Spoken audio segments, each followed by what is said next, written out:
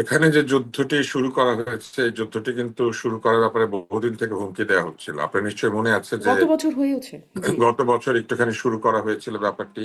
Israel এবং Iran এক এক দেশ আরেক দেশকে একাধিকবার হুমকি এবং প্রত্যুত্তরে পাল্টা হুমকি দিয়েছে। কিছু মিসাইল ছোড়াছড়ি হয়েছিল এবং এরপরে ইরানের সরকার পতনের একটি ব্যর্থ আহ, সময় গিয়েছে। এবং এই পতনের পেছনে পরাশক্তির ইন্ধন ছিল, এটা ইরান বলেছিল। ফলে এই যুদ্ধ করার ভেতর দিয়ে অনেকগুলি পারপাস সার্ভ করা হচ্ছে বলে মনে করা হচ্ছে। একটি হচ্ছে এপস্টেইন ফাইলস নিয়ে যে সারা পৃথিবীতে নাড়াচাড়া এই যুদ্ধের কারণে এপস্টেইন ফাইলস এর আলোচনাটা নিচে পড়ে যাবে। এবং এপস্টেইন ফাইলস এর মধ্যে আছেন এরকম বহু ব্যক্তি এখন যুদ্ধের মধ্যে হিরো হিসেবে আবির্ভাব হবেন। কেউ দেখবেন টাকা দিয়ে সাহায্য করছে, কেউ দেখবেন আত্মমানবতার সেবায় ঝাঁপিয়ে পড়েছে, কেউ দেখবেন বড় বড় বিবৃতি দিচ্ছে, কেউ দেখবেন শান্তি আলোচনা শুরু করে আরেকটা শান্তিতে নোবেল পাওয়ার চেষ্টা করছে। এগুলি শুরু হবে। এটা হচ্ছে একটা ক্রাইসিস এন্ড শক থিওরি। যখনই কোনো ক্রাইসিস, যখনই কোনো এই ধরনের গন্ডগোল ঘটে, পুঁজিবাদী ব্যবস্থার মধ্যে একটি ইনবিল্ড সিস্টেম আছে যেখানে কনসেন্ট ম্যানুফ্যাকচার করার জন্য তারা এই ক্রাইসিসকে অ্যাডভান্টেজে টার্ন করানোর চেষ্টা করে।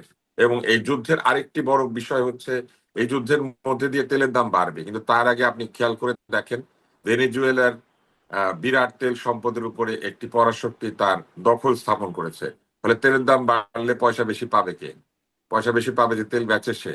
ফলে তার তেল সে কোথায় বেচে বা কে কেনে, এটা চিন্তা করতে হবে। হুম। তারপর হচ্ছে যে কথাটি বলা হলো, এখানে যেহেতু পরাশক্তি ইনভলভ হয়েছে, মনে রাখতে হবে যে অন্যান্য পরাশক্তি এখানে চুপ করে বসে থাকবে না। কারণ পৃথিবীতে আধিপত্য বিস্তারকারী একটি পরাশক্তি যদি চেষ্টা শুরু করে আধিপত্য বিস্তার করার জন্য, সেক্ষেত্রে অন্য পরাশক্তির সেই যুদ্ধে জড়িয়ে পড়ার সম্ভাবনা রয়েছে। হয়তো কেউ অস্ত্র সাহায্য দিয়ে জড়িয়ে পড়বে, কেউ হুম। সরাসরি যুদ্ধে জড়িয়ে পড়বে।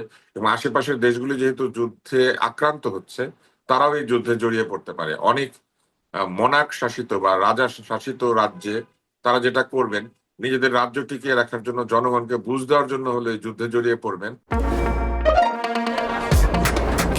শুধুমাত্র সিটি ব্যাংকে অ্যাকাউন্ট থাকলেই করতে পারবেন গুগল পে, তাই অ্যাকাউন্ট খুলুন আজই।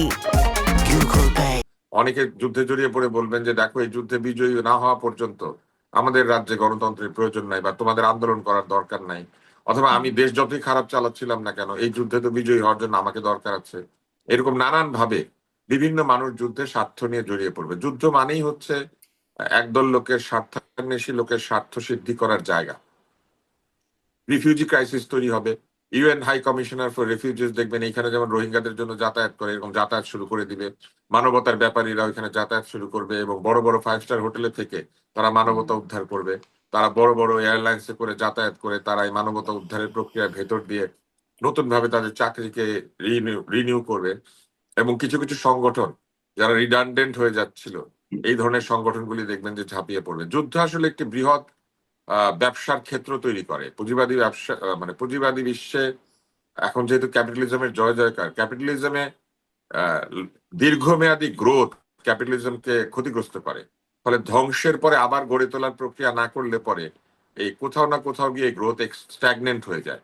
ফলে প্রতি 80 বা 100 বছর পর পর একটা বড় যুদ্ধের প্রয়োজনীয়তা হুম। উপলব্ধি করছে এই এই বিশ্ব। এখন এবং তো এই আশি বিশ্ব একশো বছর আসলে, হচ্ছে না, মানে এর অল্প সময়ের মধ্যে অনেকগুলো যুদ্ধ, ধরেন ইউক্রেন রাশিয়া না যুদ্ধ আপনি থেকে যদি 1 বছর বড় যুদ্ধের হচ্ছে, কথা এই চিন্তা করেন গাজায় যুদ্ধ, তাহলে গত ছোট্ট 300 বছরে একটা। প্রতি জি। 80 বছরে একটা করে যুদ্ধে ইউরোপ এবং এরা জড়িয়ে পড়েছে, এবং আমেরিকাও তাই। আমেরিকা হুম। তার অভ্যুদয়ের পরে প্রতিটি 80 বছর পর পর একটি করে যুদ্ধে জড়িয়ে পড়েছে, যেটা বড় যুদ্ধ। এবং এইটাকে একটা 80 ইয়ার সাইকেল নামে একটা থিওরিও আছে। ফলে আমার কাছে মনে হয় যে পুঁজিবাদের অবশ্যম্ভাবী পতন ঠেকানোর জন্য এই যুদ্ধ তৈরি করা হয়েছে। এবং এই যুদ্ধের মধ্যে দিয়ে যে ধ্বংসযজ্ঞ হবে, এটাকে আবার রিনোভেশন, রিস্ট্রাকচারিং, রিকুপারেটিং, নানান নাম দিয়ে, হুম। রিঅর্গানাইজিং, রিবিল্ডিং, এইসব শব্দ দিয়ে দেখবেন যে কিছুদিন পরেই বিভিন্ন স্থানের ব্যাপারীরা ঝাঁপিয়ে পড়েছে। তারা জি। তাদের ব্যবসা নিয়ে ঝাঁপিয়ে পড়বে।